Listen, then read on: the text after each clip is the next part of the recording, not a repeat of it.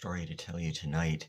The Northern Lights are in the news a lot lately because of the solar storms that have been hitting good old home planet Earth and giving some spectacular displays.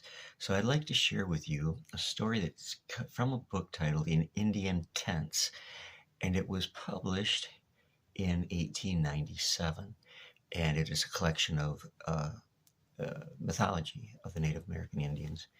And the one I wanted to share with you right now is called Wawa Baban, the Northern Lights. And I'll try to do better with the words this time.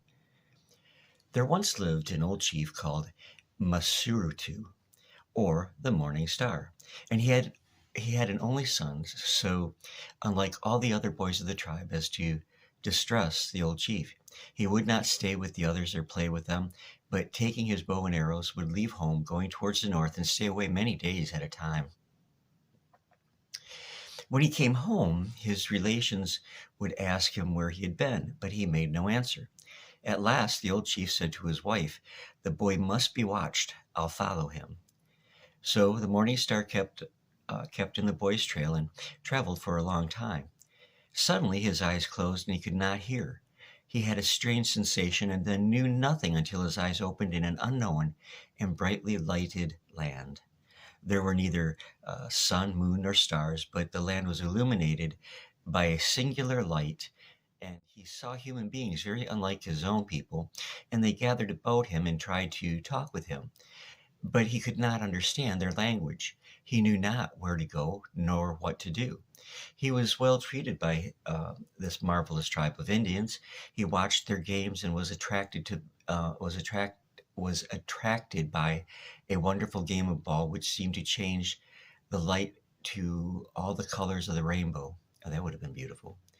Colors which he had never seen before, and the players all seemed to have lights on their heads, and they wore curious girdles called memquan, or rainbow belts.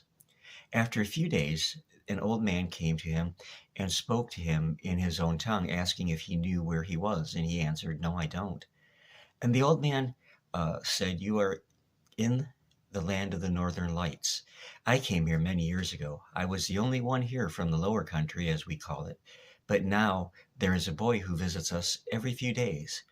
At this, the chief inquired how the old man got there and why he came. And the old man said, "I followed the path called Keta Guswat, or the Spirit's Path, the Milky Way."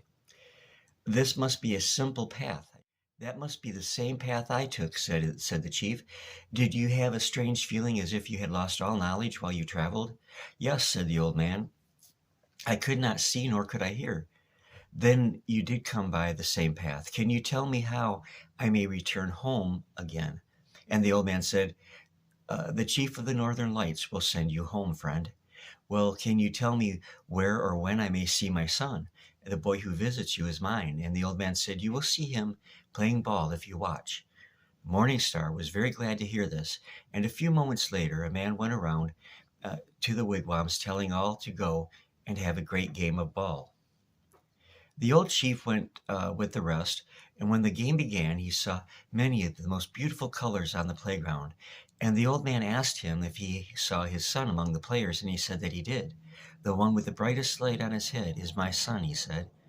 Well, they uh, then they went to the chief of the Northern Lights, and the old man said, "The chief of the lower country wishes to go home, and he also wants his son."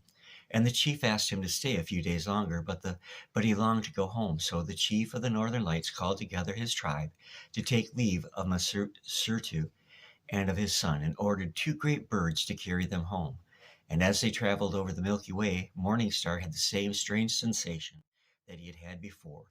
And when he came to his senses, he found himself at his own door. His wife rejoiced to see him, for when the boy had told her that his father was safe, she had not heeded him, but feared that he was lost. So, an interesting story about the Northern Lights and the Native American Indians and their most colorful and beautiful culture. So, I hope you enjoyed that. I enjoyed bringing it to you. God bless you. Love you all very much. Oh, let me invite you, if you didn't watch um, right before this video published, I put up a hashtag short of the most vile um, thing I've dug up and actually stuck my hand into. So you might want to check out that video. It's less than 60 seconds, but I think my reaction to when I realized what it was that I was actually touching is one of those classic moments, I guess. Anyways, much love to all. God bless you and see you again real, real soon.